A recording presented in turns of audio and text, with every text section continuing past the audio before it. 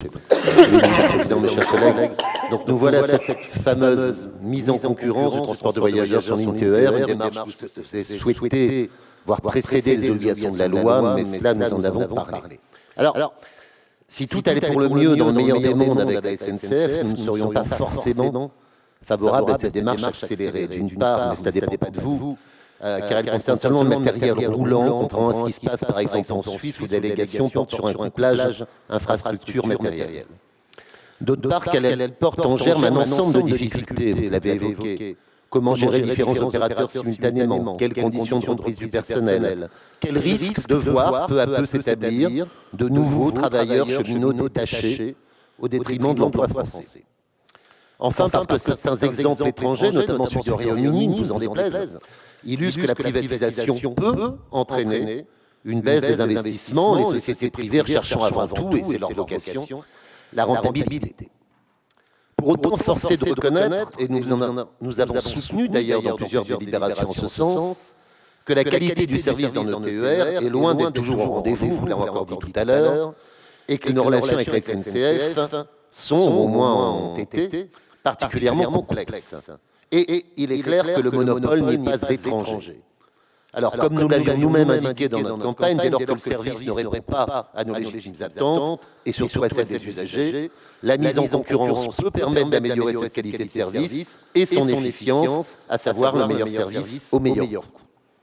Donc cette démarche est aujourd'hui sur le fond, on regarde la situation vécue dans notre région, nécessaire, même si le cadre législatif qui l'accompagne est déficient. Elle implique donc une vigilance particulière dans sa mise en œuvre. Alors, vous annoncez la mise en concurrence de lignes souvent très attractives, et pas forcément de celles qui irriguent nos territoires les plus reculés, ou alors, vous l'avez dit, en parlant de l'étoile niçoise, de manière assez marginale. Alors, cette démarche est logique, mais n'y a-t-il pas un risque, et c'est une question, demain, de voir la SNCF gérer seulement les lignes les moins rentables, faute évidemment d'autres candidats pour ce faire, avec de fait un coût d'exploitation, un coût marginal d'exploitation qui deviendra largement supérieur à celui qui existe aujourd'hui, et donc avec un surcoût majeur pour la région, sauf à abandonner certaines dessertes.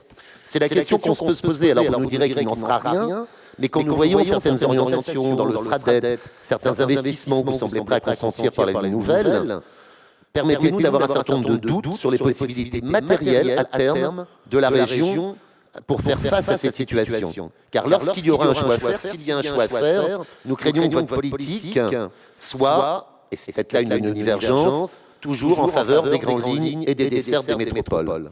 Ce n'est pas un procès d'intention, c'est une question qu'on se pose car on risque d'être dans une situation compliquée demain. Donc, interrogation sur le choix des lignes que vous allez effectuer, interrogation sur la façon dont seront négociés dans les contrats en cas d'arrivée d'un nouvel opérateur les problématiques de personnel et de maintenance. Alors, je reconnais, Monsieur le Vice-président, votre volonté de faire au mieux, et bien sûr, on ne les remet pas en cause. Pour autant, même si nos objectifs de qualité optimale de service sont bien sûr les mêmes, vos modalités pour y parvenir ne sont pas forcément les nôtres. S'il y avait un vote, nous nous abstiendrions sans doute, mais comme il faut prendre acte, nous prendrons acte de cette démarche, non sans certaines réserves, vous l'aurez évidemment compris.